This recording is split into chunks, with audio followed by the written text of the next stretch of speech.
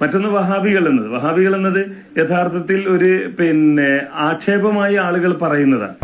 Muhammad bin Abdul Wahhab Saudi Arabia കേന്ദ്രീകരിച്ചുകൊണ്ട് നടന്ന നവോത്ഥാന പ്രവർത്തനം, അത് ഇന്നത്തെ സൗദി അറേബ്യയെ രൂപപ്പെടുത്തുന്നതിൽ ഇപ്പോൾ കഴിഞ്ഞ ദിവസം അവിടുത്തെ ഗ്രാൻഡ് മുഫ്തി മരണപ്പെട്ടല്ലോ. അവിടുത്തെ ഭരണകൂടം ആല് സൗദ് എന്നും അവിടുത്തെ പണ്ഡിതന്മാർ ആല് ഷെയ്ഖ് എന്നുമാണ് അറിയപ്പെടുന്നത്. ഈ ആല് ഷെയ്ഖ് മുഹമ്മദ് ബിൻ അബ്ദുൽ വഹാബിന്റെ കുടുംബത്തിൽപ്പെട്ട ആളുകളാണ്.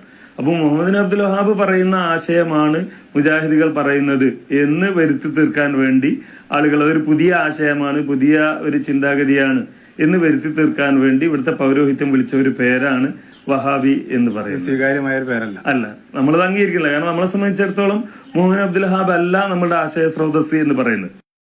ഏറ്റവും പുതിയ ഹനീഫ് കായക്കൊടിന്റെ ഒരു തെള്ളാണ് ഇത്. ഈ കഴിഞ്ഞ ആഴ്ച റിപ്പോർട്ടർ ചാനലിൽ നടത്തിയ അഭിമുഖമാണ്. ഇതിനൊക്കെ മുൻകൂട്ടി തന്നെ നമ്മൾ മറുപടി പറഞ്ഞു വെച്ചിട്ടുണ്ട്. കേരളത്തിലെ വിധേയ പ്രസ്ഥാനങ്ങൾ എന്ന ഈ വിനീതൻ എഴുതിയ പുസ്തകമാണിത്. ഇതിനുള്ള മറുപടിയൊക്കെ ഇതിൽ നടത്തിയ തള്ളുകൾക്ക് മുമ്പേ മറുപടി പറഞ്ഞു വെച്ചത്.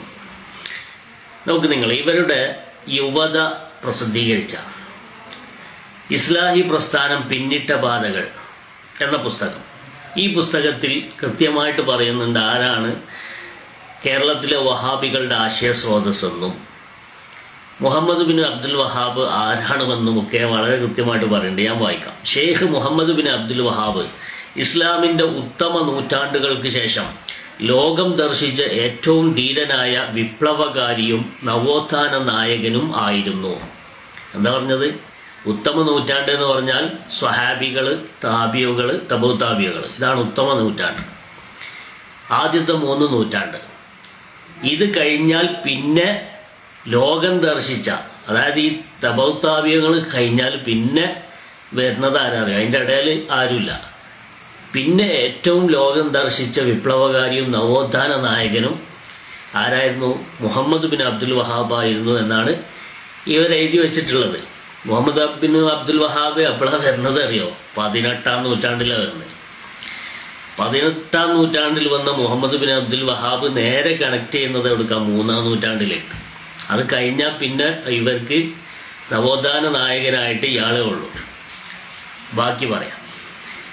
ലോകമൊട്ടാകെ പ്രവർത്തിക്കുന്ന ഇസ്ലാഹി സംഘടനകൾ വഹാബി പ്രസ്ഥാനം എന്ന നിലയിൽ അറിയപ്പെടുന്നത് തന്നെ ഇദ്ദേഹത്തിന്റെ പ്രശസ്തിയെ ചൂണ്ടിക്കാണിക്കുന്നു.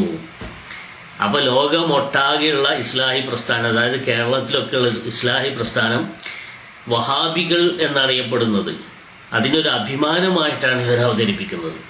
അത് തന്നെ മുഹമ്മദ് ബിൻ അബ്ദുൽ വഹാബിന്റെ പ്രശസ്തിയെ ചൂണ്ടിക്കാണിക്കുകയാണ്. അപ്പോൾ അതെങ്ങനെ ഇസ്ലാഹി പ്രസ്ഥാനങ്ങൾ മുഹമ്മദ് ബിൻ അബ്ദുൽ വഹാബിന്റെ പ്രശസ്തിയെ ചൂണ്ടിക്കാണിക്കുന്നത്? അതിൻ്റെ ആശയ സ്രോതസ് അദ്ദേഹമായതുകൊണ്ട് ഒരു നിലക്കല്ലെങ്കിൽ മറ്റൊരു നിലക്ക് വഹാബിസത്തിൻ്റെ ലോകത്തുള്ള എല്ലാ സംഘടനകളുടെയും ആശയ സ്രോതസ് മുഹമ്മദ് ബിൻ അബ്ദുൽ വഹാബാണ്. കാരണം കേരളത്തിലേക്ക് നമ്മൾ വന്നു കഴിഞ്ഞാൽ കേരളത്തിലേക്ക് വഹാബിസം വരുന്നത് നേരിട്ട് മുഹമ്മദ് ബിൻ അബ്ദുൽ വഹാബിൽ നിന്നല്ല, എന്നാൽ ഈജിപ്തിലെ ത്രിമൂർത്തികളിൽ നിന്നാണ്. ആ ഈജിപ്തിലെ ത്രിമൂർത്തികൾ ആശയം സ്വീകരിച്ചത് മുഹമ്മദ് ബിൻ അബ്ദുൽ വഹാബിന്റെ ആശയങ്ങളാണ്. ആ ആശയങ്ങളെ കൂടുതൽ വക്രീകരിച്ച് ഒന്നുകൂടി ലിബറൽ വൽക്കരിച്ചുകൊണ്ടാണ് ഈജിപ്തിലെ ത്രിമൂർത്തികൾ അതിനെ അവതരിപ്പിക്കുന്നത്. അതിൽ നിന്ന് ആശയം ഉൾക്കൊണ്ടുകൊണ്ടാണ് കേരളത്തിൽ വഹാബിസം കടന്നു വരുന്നത്. അപ്പൊ ചാനലുകൾക്ക് മുമ്പിൽ വന്നുകൊണ്ട് പച്ച നുണ പറയാം. വഹാബികൾ എന്ന് പറയുന്നത് ആദ്യം ഇവർ അഭിമാനമായി കണ്ടിരുന്നു എന്ന് ഇവരുടെ പുസ്തകം തന്നെ എഴുതി വെക്കുകയാണ്. എന്നാൽ ഇപ്പോൾ അത് ഒരു അപമാനമായി മാറിയപ്പോൾ അതിനെ ഇവർ തള്ളിപ്പറയുകയും ചെയ്യാം. ഇതാണ് അവസ്ഥ. നോക്കൂ നിങ്ങൾ സുഹൃത്തുക്കളെ, സ്വന്തം പ്രസ്ഥാനത്തിൻ്റെ നേതാവിനെ പോലും ഇവർക്ക് അഭിമാനത്തോടെ പറയാൻ കഴിയുന്നില്ലെങ്കിൽ എന്തോ ഒരു കള്ളത്തരം ഈ ഒരു പ്രത്യയശാസ്ത്രത്തിനുള്ളിലുണ്ട് എന്നതാണല്ലോ വ്യക്തമാകുന്നത്. നമുക്ക് നമ്മുടെ ആശയസ്രോതസ് ആരാണ്? സുന്നികളെ സംബന്ധിച്ച് സുന്നികൾ എന്ന് പറയുന്നത്, ആ സുന്നികൾ എന്നതിൽ തന്നെ ഉണ്ട് സുന്നത്ത്. അത് നബി സല്ലല്ലാഹു അലൈഹി വസല്ലം തങ്ങളുടെ സുന്നത്താണ്. നബിതങ്ങളാണ് ഞങ്ങളുടെ ആശയസ്രോതസ് എന്ന് പറയുന്നതിൽ നമുക്ക് അഭിമാനമുള്ളൂ. ഇനി സംഘടനാപരമായിട്ട് നോക്കുകയാണെങ്കിൽ നമുക്ക് സമസ്തയുടെ പിന്നെ അതിൻ്റെ സ്ഥാപകനാരാണ്? വരക്കൽ മുല്ലക്കോയ തങ്ങൾ. ആ വരക്കൽ മുല്ലക്കോയ തങ്ങളാണ് ഞങ്ങളുടെ നേതാവ് അല്ലെങ്കിൽ ഞങ്ങളുടെ സ്ഥാപകൻ എന്ന് പറയുന്നതിൽ നമുക്ക് അഭിമാനമേ ഉള്ളൂ. പക്ഷെ ഇവരെ സംബന്ധിച്ച് അങ്ങനെയല്ല.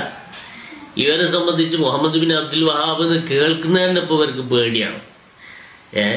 വഹാബി എന്ന് കേൾക്കുന്നത് തന്നെ പേടിയാണ്. ഞങ്ങൾ അങ്ങനെ വിളിക്കരുത് എന്നാണ് പറയണത്.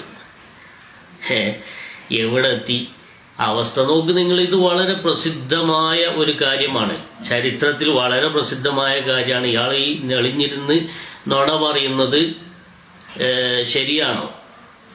ഇത്രയും പ്രസിദ്ധമായ ഒരു കാര്യം നമുക്ക് ഗൂഗിൾ ജെമിനിനോട് തന്നെ ചോദിച്ചു നോക്കാം. അതൊരു തെളിവാക്കല്ല, കാരണം അത്രയും ഫേമസ് ആയ കാര്യങ്ങളാണല്ലോ ഗൂഗിൾ ജെമിനി പറയാ. അത്രയും പ്രസിദ്ധമായ കാര്യങ്ങൾ. അപ്പൊ നമുക്ക് അത് ചോദിച്ചു നോക്കാം. കേരളത്തിലെ വഹാബി പ്രസ്ഥാനങ്ങളുടെ ആശയ സ്രോതസ് മുഹമ്മദ് ബിൻ അബ്ദുൽ വഹാബ് അല്ലേ? കേരളത്തിലെ വഹാബി പ്രസ്ഥാനത്തിന്റെ ആശയ സ്രോതസ് മുഹമ്മദ് ബിൻ അബ്ദുൽ വഹാബ് തന്നെയാണ്. 18-ാം നൂറ്റാണ്ടിൽ അറേബ്യയിൽ ഉടലെടുത്ത ഈ പ്രസ്ഥാനം ഇസ്ലാമിലെ അനാചാരങ്ങളെയും അന്ധവിശ്വാസങ്ങളെയും എതിർക്കുകയും ഖുർആനിലേക്കും സുന്നത്തിലേക്കും മടങ്ങാൻ ആഹ്വാനം ചെയ്യുകയും ചെയ്തു. കണ്ടോ, ഇത് ഉത്ഭവിച്ചതിന് കൃത്യമായൊരു ഡേറ്റ് ഉണ്ട്. ഇസ്ലാമിലെ അനാചാരങ്ങൾ അന്ധവിശ്വാസങ്ങളും. അപ്പൊ നബി സല്ലല്ലാഹു അലൈഹി വസല്ലം തങ്ങൾ മുതൽ ഇവിടെ കൈമാറിയ ഇസ്ലാമിലെ അന്ധവിശ്വാസങ്ങളും പിന്നെ അനാചാരങ്ങളെയാണ് ഇവർ തിരുത്തിക്കൊണ്ട് രംഗത്ത് വന്നത് എന്നാണ് പറയുന്നത്. അപ്പൊ തന്നെ മനസ്സിലാക്കിയത് ഒരു പുതിയ പ്രസ്ഥാനമാണ്, പുതിയതായി രൂപം കൊണ്ടതാണ്, പുതിയതായി രൂപം കൊണ്ട ആശയമാണ് എന്ന് കൃത്യമായിട്ട് മനസ്സിലാക്കാം.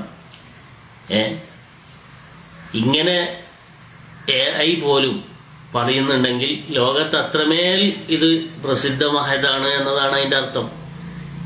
അത്രയും പ്രകടമായ കാര്യത്തെ പച്ചയായിട്ട് നിഷേധിക്കുക എന്തൊരവസ്ഥയാണെന്ന് നോക്കണം. ഇവരുടെ ഒരു അധോഗതി മറ്റൊരു സംഘടനയ്ക്ക് വരരുതേ എന്ന് നമ്മൾ പ്രാർത്ഥിക്കണം. അസ്സലാമു അലൈക്കും. والحق هو الثابت الباقي الذي لا يزول. إن الباطل لا بقاء له ولا ثبات.